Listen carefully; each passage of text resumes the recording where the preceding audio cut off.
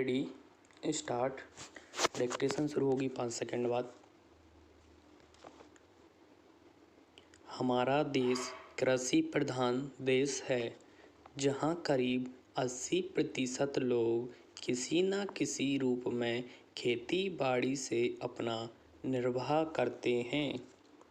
यदि आप एक किसान के जीवन पर दृष्टि डालें तो आप यह देखेंगे कि उसका खेत बड़ा हो या छोटा, वह और उसका परिवार साल भर बराबर खेती के काम में व्यस्त नहीं रह सकते।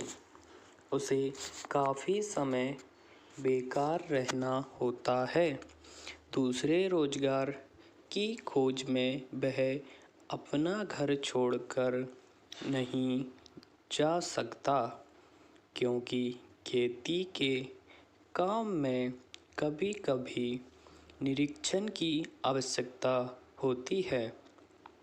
यदि बेकारी का वह सब समय जब किसान व्यस्त नहीं होता खादी तैयार करने के काम में लगाया जाए तो देश भर की आवश्यकता के अनुसार खादी मिल सकती है।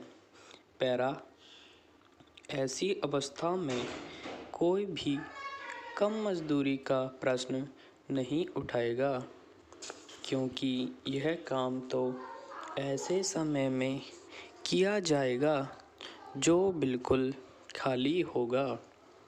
उस खाली समय में किसान कुछ न कुछ कमाएगा ही, और वह कमाई ऐसी भी नहीं कि उसका कुछ भी मूल्य न हो। कम से कम वह अपने लिए तो इतना कपड़ा तैयार कर ही सकेगा जिससे उसको बाजार से ना खरीदना पड़े।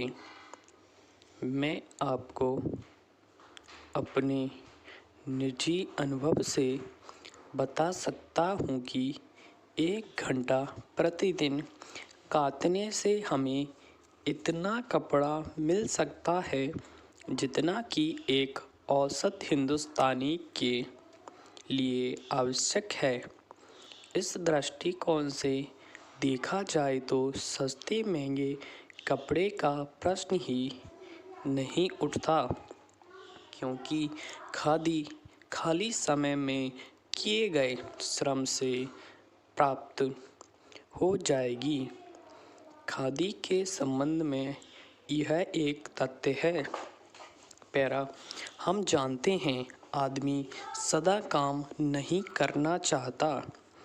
कभी कभी उसे खाली बैठे रहना ही अच्छा लगता है, परंतु इन सब कठिनाइयों के होते हुए भी मैं सोचता हूँ कि खादी का प्रचार और विस्तार असंभव नहीं है।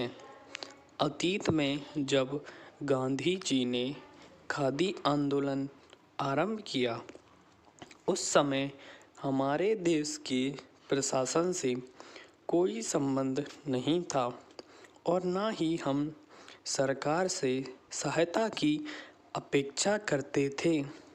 फिर भी देश में एक ऐसा वर्ग था जो बराबर खादी का प्रचार करता रहा। वह वर्ग आजकल भी विद्यमान है।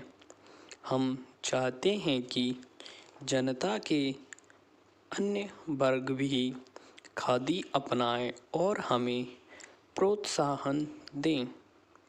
मुझे प्रसन्नता है कि वित्त मंत्री महोदय ने हमें सरकारी सहायता देना स्वीकार कर लिया है। एक प्रश्न यह उठाया गया है कि महिलाओं की साड़ियाँ बहुत महंगी पड़ती हैं। मेरे विचार में यह प्रश्न प्रासंगिक नहीं है।